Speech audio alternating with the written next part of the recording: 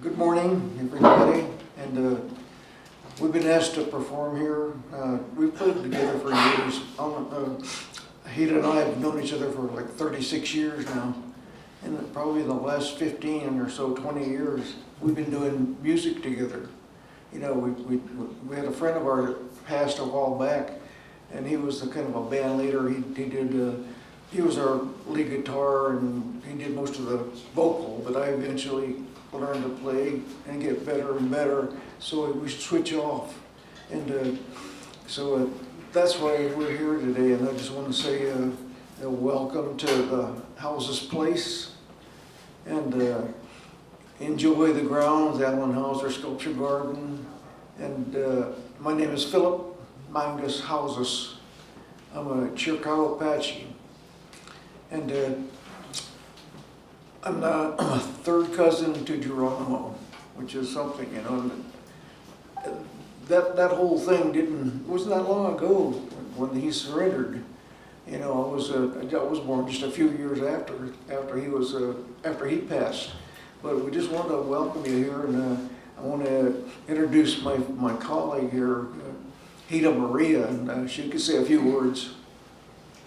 Good morning, everybody, and welcome. It's really great to see everybody here, and I'm especially happy to see my family here. The rest of the family will be showing up in a little while, so thank you all for being here. It's a special day. Today is Amalia's birthday, too.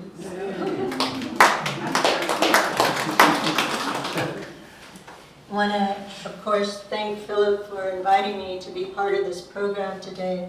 I really appreciate Alan and Anna, who have included myself and my family, as Phillip mentioned, for many years with the events and also with family gatherings.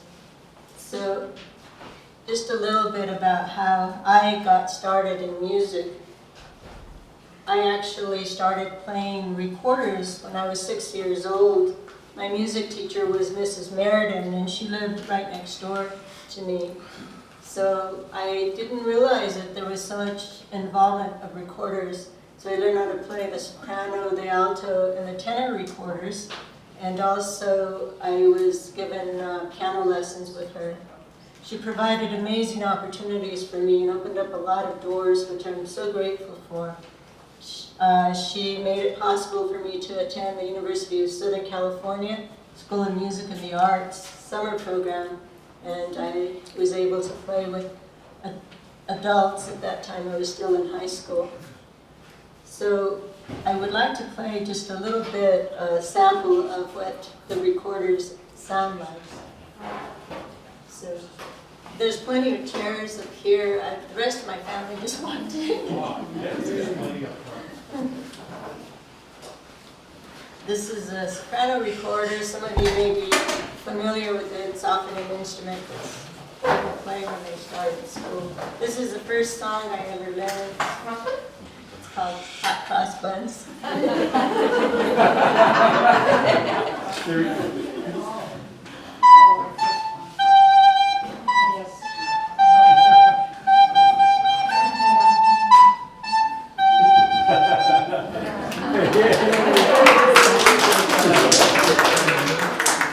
A little further along the way.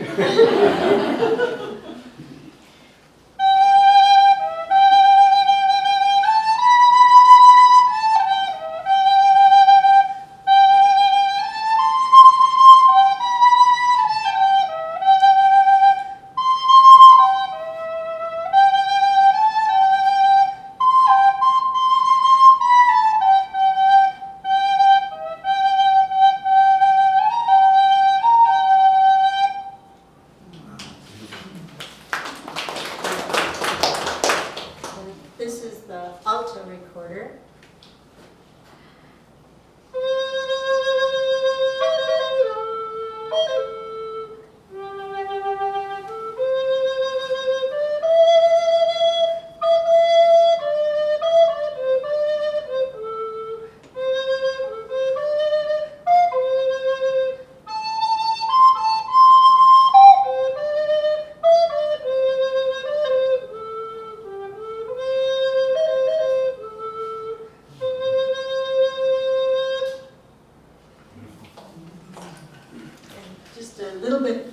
down the road, I was able to pick up the American Indian flute music I played with Dr. Jay Navarro, a close friend of ours who passed away a number of years ago.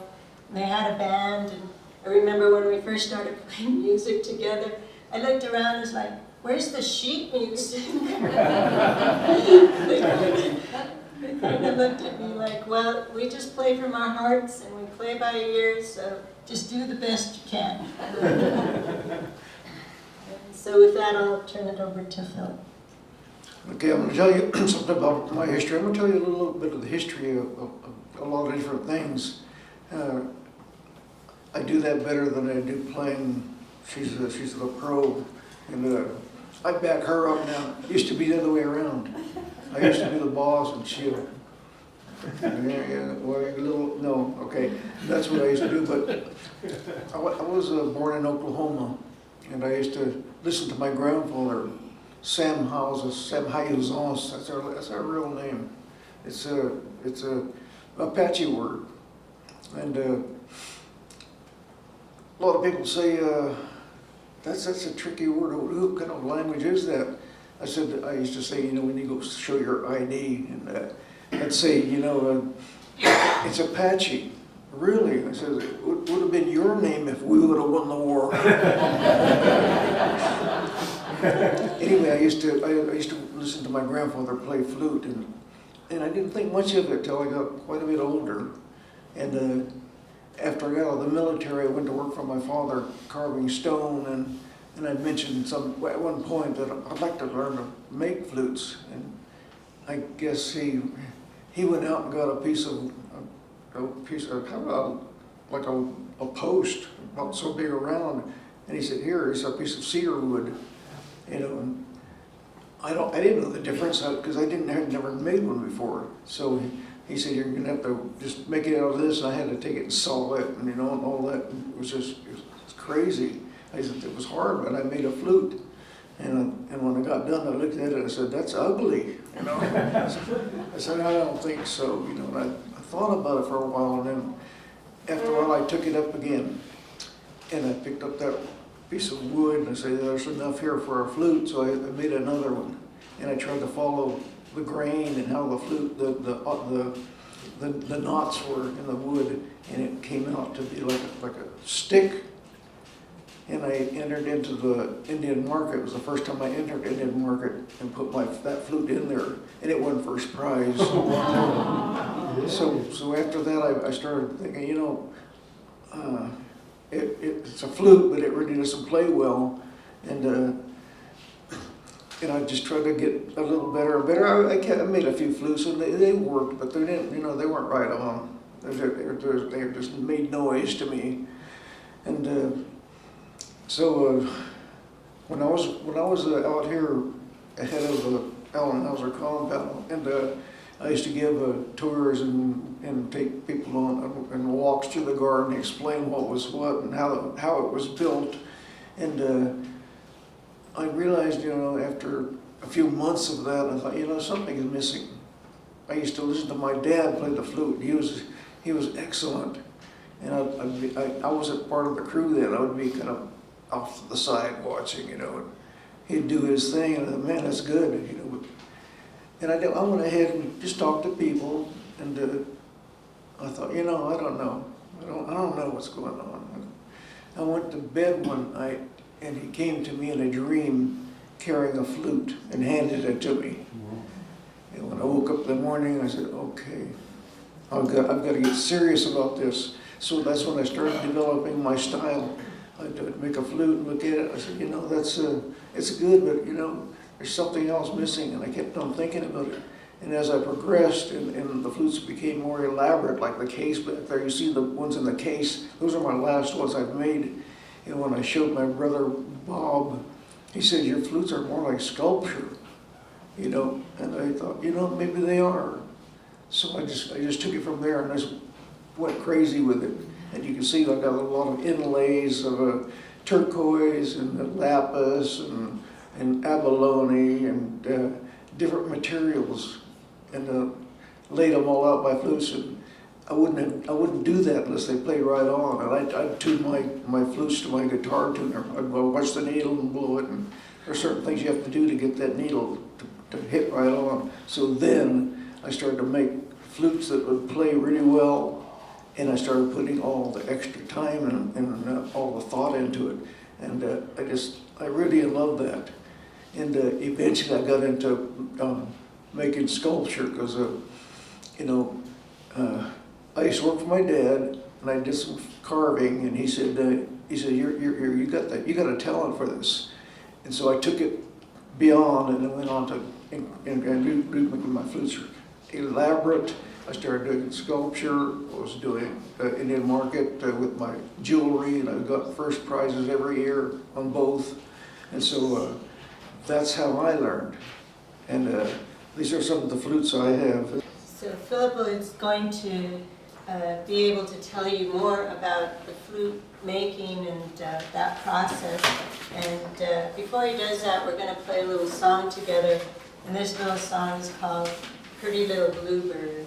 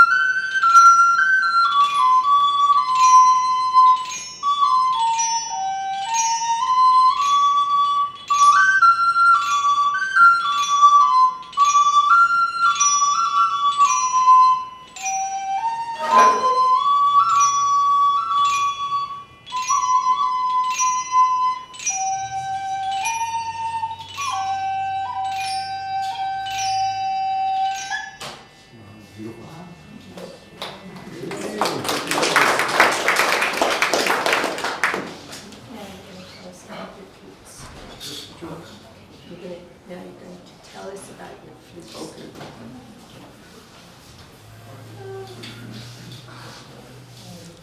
This is a flute out of a wood called canary wood.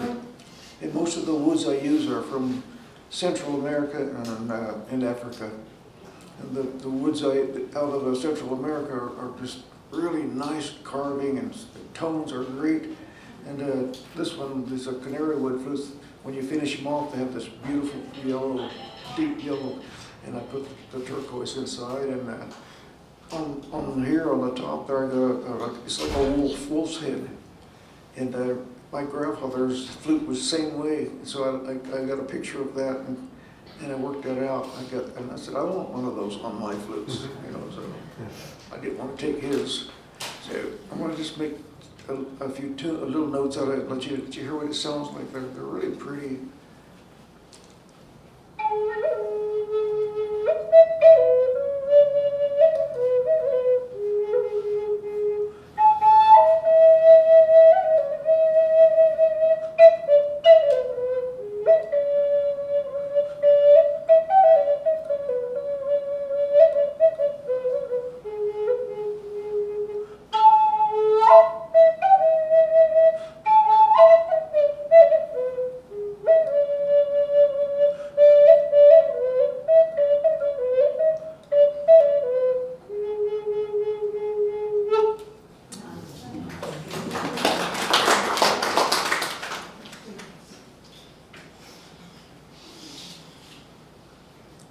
Ebony, one of the nicest woods you can work with. They're kind of hard, but they carve real well. And I showed one to a guy years ago. He was out here on a tour, and he knew something about the woods they used in Europe for the recorders and other instruments. And he said, I'll tell you a story about this wood. He says back in Italy when they started to first make these and try to get the best as they could. This is about the finest ebony wood that come out of Africa, Eastern Africa. And he said before they even started to do anything on the wood, he said they would soak it for 17 years in olive oil.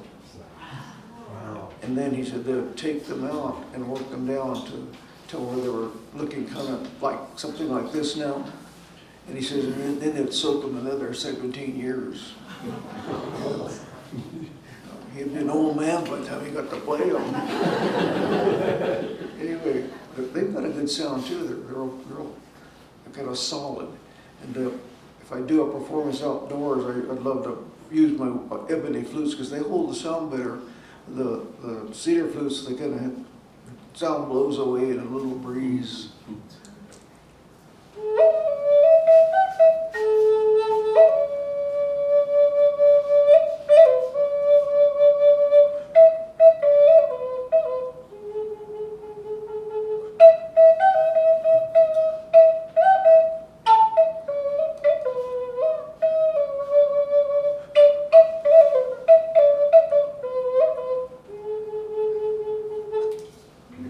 Beautiful, beautiful. And this guy,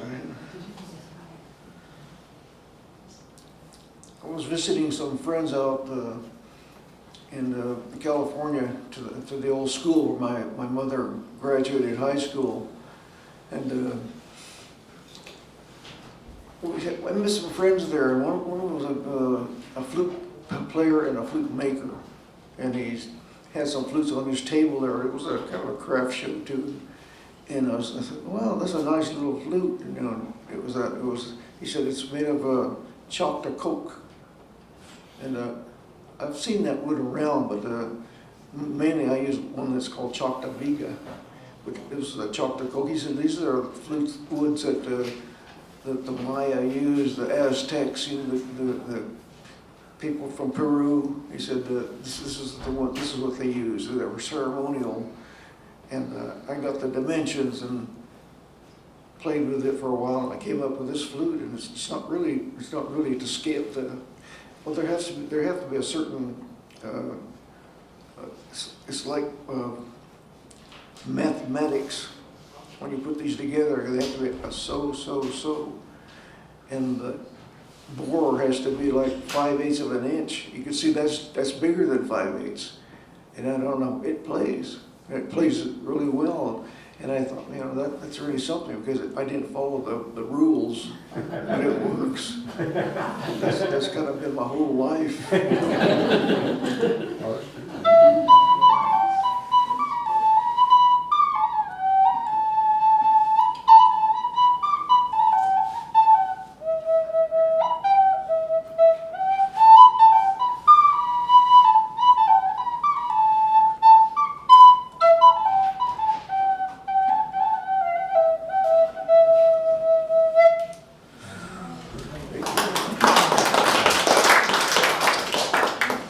Okay. So now we're doing the cedar flute. So we're going to do a gratitude song. And I woke up this morning feeling so much gratitude for so many things in life. I just, for the sacred breath of life, to be able to wake up and just know that we have this other day here, and just feeling so excited about being here and sharing all this with you. So this is our gratitude song. Okay.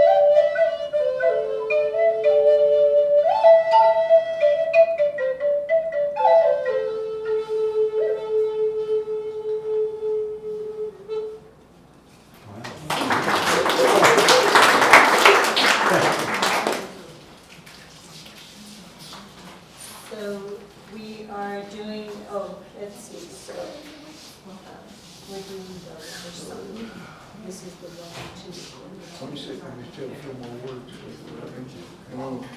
Yeah, Philip wanted to say a I little. got a lot of history. I've done a lot of study of my father's work, on my brother's work, and other artists. I've gone to a lot of different shows, and I've presented in a lot of shows. And I've got to play my flute in front of a lot of different people, and even for our own tribe, I've done some flute music for some big presentations when my dad's work was placed at the Oklahoma History Center. It's a huge piece there. And also in Washington, D.C., we placed one at the Al Gore's, at the, what do you call it, the Vice President's residence, or some other name for it. Anyway, when they unveiled it, I was there with my mother and some friends, and with our friend Dr. J, who she mentioned earlier. So it was really something to see when they pull a cloth off there. This beautiful piece was standing there. I thought, wow, so proud of my dad, what he could do, and even at the Idle Jordan Museum in Indiana. My mother and I unveiled a big piece there, a huge piece, and my mother would give a few words. And the first time we ever asked my mother to speak, she said, I don't do that. That was Alan used to do that. I don't do that. And, well, it would be really great, you know. It was at the IAI graduation, and so when it came time, they introduced her. So my brother Lon and a friend of ours led her up to the mic, and it was funny. She kind of looked around, kind of timid, looked at it, and pulled out a note, had all this notes, and she started. She really did a good job, and she had never done it before ever, and she pulled it off so well that every time we had an event, she says, "Can I speak?" So she got to speak almost every time. She got better and better, and she really loved it. She was a great storyteller too. She was a great storyteller and writer as well. The next song we're going to do is called Nibi Wabu, and it's a water song. And I have a very special connection with the waters. When I'm an Aztec dancer, and through that, our Jefe Concha said to us all, if you have an affiliation with one of the elements, whether it's the plants or the water or the earth, or, you know, make a connection with it, get to know that element. And so I, for a long time, being a high mountain desert dweller, grew up really appreciating waters. So it began in that way where sometimes I would offer the waters for our ceremonies, and have been asked to do water blessings, and I make pilgrimages up to different water places and sources in the spring. It's a way of giving to the waters, because we always are taking from the waters. So I go up to the waters, and I'm able to offer blessings through the music and through dance in that way. So this song is about the blood that flows through us is like the water that flows through Mother Earth in that way. And the words to it are Nibi Wabu Indae Ake Mishwi Nibi Wabu Hea Hea Hea He Hea Hea Hea Ho. What language is that? Not Wa.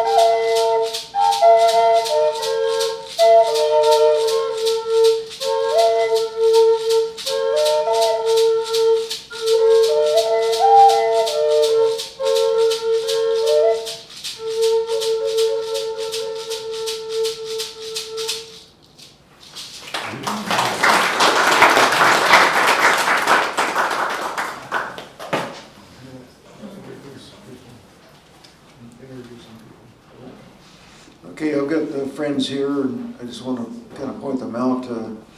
I know I met Hyda's family sitting over here, right, and then a good friend of mine who I met years ago. He worked out here with us when I was building up here, and we excavated a big area there. That's where the archives are now, and there was a big hole in the ground there left, and the guy that dug that out was my friend Jack Maruska, and with his backhoe right here.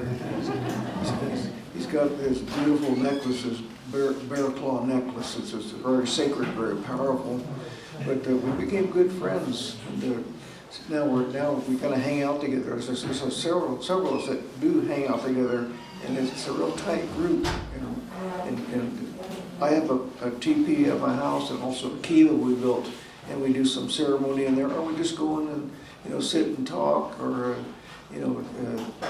just a place to just rest and relax and meditate. And sometimes we do our medicine to help people. We know that somebody's sick, we'll all get together, and at a certain time we'll network. We have people in Albuquerque, we have people south of Belen, we've got Colorado people, and at a certain time, we say tomorrow evening at 6 o'clock, we're gonna pray and do some meditation and send some medicine, because one of our friends is sick and they need some help. And so it worked. We've really helped some people out. So that evening at 6 o'clock, I'd go out to my kiva and I'd light some sage. I'd clean myself off. I'd make everything that the spirits will come in, and they're welcome. And I'll say, "You're welcome. Come in. I need some help. They need help. Let's help some people." And that's kind of what we do now. Just we play our music, we enjoy our lives, and we try to let other people enjoy theirs by being healthy. So, and the guy that's running the camera here, Aaron. I met him through another friend of mine, and he's part of that group now too. So they sent me to Germany, so I spent my time there setting up this new radar system, which they're using today. We were the first one to put it together. And then I have my daughter, Maya. So stand up.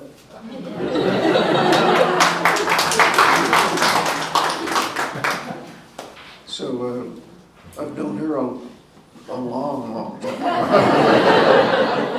Anyway, I wanted her to come out, so I said, "Get on the first plane and get over here. I need to have you here. I need backup." So it's been really good to have people I know here, and it's always good to have support. We'll move on. Yeah. So Phillip is going to do Blossom's Lullaby on his small ebony flute. Oh no, I'm sorry. Do I have it wrong? There's a cedar. Oh, he's going to do this one on the cedar flute, and I'll be doing the rattle to accompany. You want to say something? Okay, no, I'll just do it. So, I'll talk a little bit. Okay, cedar flute, it's got the real mellow sound, and they're a little more temperamental than these other hardwoods. Sometimes they'll pick up a little squeal now and then. Maybe that's me, I don't know. But anyway, this is kind of basic the flute, the type of flute that my father brought to me in that dream when he handed it to me. It was really something to see that. He walked right up to me, and he'd been gone for several years by then, and this is basically the same kind of wood that my grandfather used. I don't know if he made his own flute, but it really played well. I never could play the thing. I tried to play it. It was different. My dad was really good on it. My dad was excellent. And so I want to play a song. It's called Blossom's Lullaby. Blossom was, her name was Haozous, Haozous. And my dad said, "That's a song that my mother used to play for me." And so I call it Blossom's Lullaby. Several years ago, I was in my house doing some cleaning up and working on the shelf on a little short ladder. And when I stepped back, I felt something, what's going on there? My arm was just swinging like a noodle. And I thought, oh no. And I grabbed it, ran to the phone, got 911. They took me into St. Vincent's and they said it's a cancer that's eating through the bone. And so when I went in, they put it together and put a piece of titanium rod in there. And that was about 5 years ago. So because of that, I got nerve damage in my hands and my arms. And so sometimes they don't want to work with like, come on, help, do it. I was practicing at home. I thought, I think I can pull it off. But you never know. That's why when it gets off, it's off. And like we know, sometimes these flutes, they don't want to sing for us. You know, I don't care what you do. Sometimes they just don't want to do it. You know, and another story like that was when my mom passed. We had a ceremony at the funeral home, and I thought, well, you know, I'm going to take one of my different flutes. I got one there that I was going to play. It's off of bloodwood. It's a long, pretty red wood. And I thought, you know, I'm going to do that. I'm going to play a special song for her on my flute, which I don't normally play that well. You know. And so I went in to get it, and it was split open. And I thought, you know, what happened? Did it get into the sun, or what happened? I could see through it. And I thought, oh man, you know, that was one of my best flutes. So I grabbed this one, my old standby, which didn't stand by today, but anyway, I went ahead and played this song for her, and everything worked out really well. And a few days later, I went back to put my flutes up where they belong, and I saw that flute, and it was in perfect shape, solid. And I thought, man, you know, I could see through it before. And I asked a friend of mine who works with hardwoods, I said, hey, take a look at this. Do you see any flaws or any damage to it? And he looked at it and he said, no, this is in perfect shape. And I sat there and mother, because I used to tease her a lot, and a few months before she passed, she looked at me and she goes, I'm going to haunt you.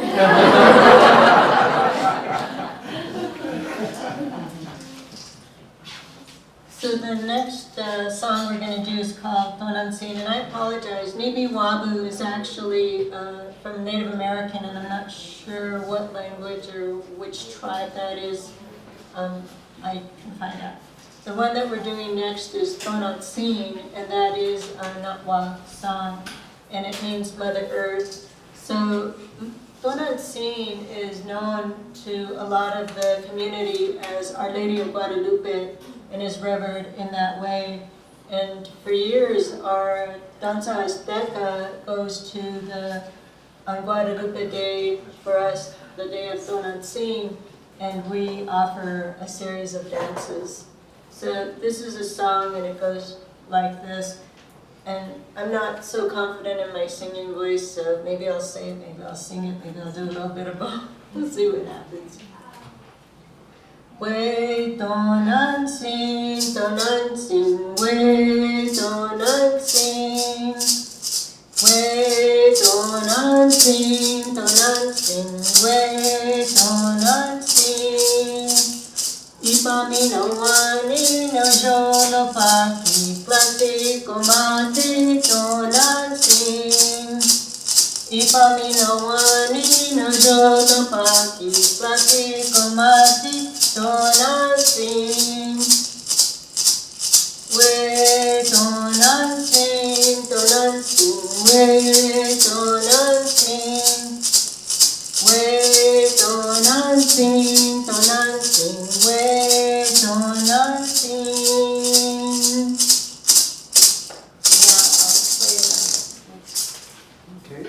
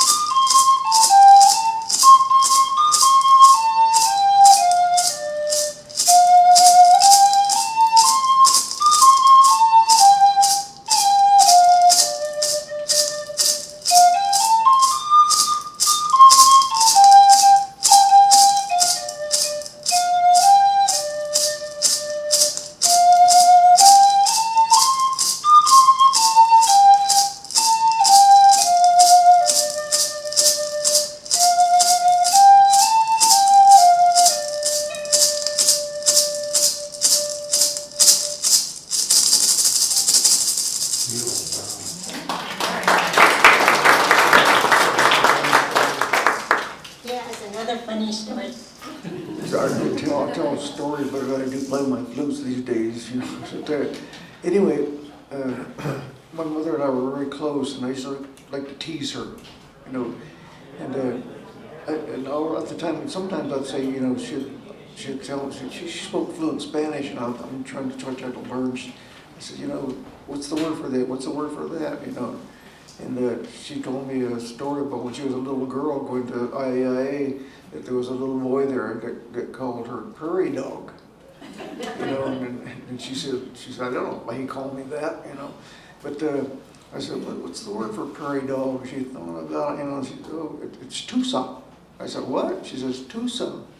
So one time we went to Maria's, we used to go to Maria's on Tuesdays for lunch every week with my dad. It goes way back. And when I was there with my brothers and my mom sitting right next to me, and they served our food like that, and she was eating like that. And I said, Mother, she looked at me, she had hard of hearing, you know. And I said, how's the Tucson? And she looked at me, what? And I pointed at her plate. I said, how is the Tucson? And she goes,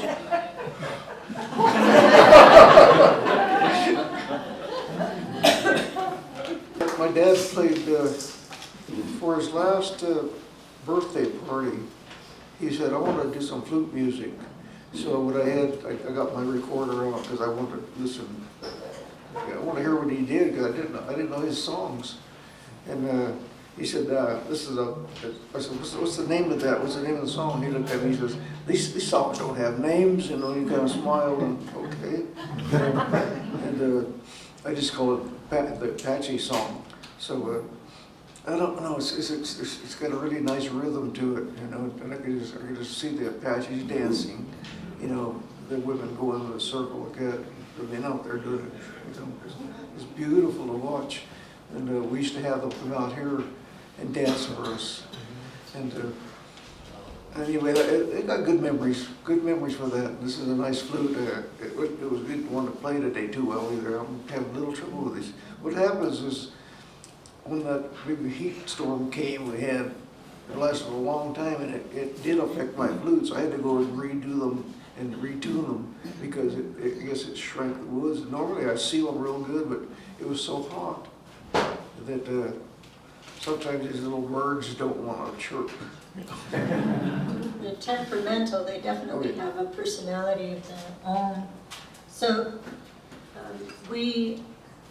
what I'd like to share now is just a little bit about, I had shared a little bit about my own background personally, and one of the things that's very dear to my heart, I was actually adopted, and my mother was Mrs. Laura Doherty, and she was Irish background, and she provided me with many opportunities, which I'm very grateful for. And my biological family is here today, which is very wonderful and exciting for me because through them I've been able to, because of DNA, learn a lot more about who I am from an indigenous perspective. So my ancestry comes out from Mexico into New Mexico into the border of southern Colorado. And what we've been able to determine, and thanks to Phillip also, is more than likely there's Apache, Navajo, and possibly Ute in there. So I'm very pleased to be able to, after all these years, finally say and acknowledge that. So I just wanted to share that with you. And on that, the other thing I'd like to share is I've been working on a series of, it's a children's literacy program. And it's combines art and nature, and I've integrated a lot of music and dance and stories are part of that literacy program for children. And it's been a really wonderful experience. I've worked in education all the way from K through college level, starting off in kindergarten with my mom, who laid the foundation of this amazing reading program. So I'm looking forward, finally got part one illustrated and written, and now I'm looking for publishing to do that next step of it. So again, I thank you all for being here, and I'd let Phillip offer any closing statements that he may have. And again, I'm just so grateful to have been part of this family. for so many years. Okay, I hope you enjoyed our program here. You know, we enjoy doing this. I mean, this is part of who we are. It comes from here. You know, and with my father, I met with a medicine man once, and he explained to me that my father's inspiration came from the spirit world. He says, I don't know who he is. I says, Alan Haozous. He says, I don't know who that is, but his hands are very creative, and they do special things. I said, he's one of the world-class sculptors. You know, he said, I didn't know that, you know. So that was really inspirational. To hear somebody else say that they didn't know, you know, didn't know him. And he also said to me, he says, you have special talent too. He says, I could help bring that out. So that's what we're working on now, is trying to get into our spirituality and try to help people more. And I just want to say, you know, be careful in your travels when you go home. You know, there's a lot of crazy people out there. I've noticed a lot of anger and people cutting you off, you know, and you got to really watch it. And just take care of your friends, take care of your families, take care of your loved ones. That's what it's all about. You know, love and care and caring. And one thing I always like to say, and I like to hear, and I heard an elder say this at one time, and I believe it. It's honor the spoken word. You know? Thank you.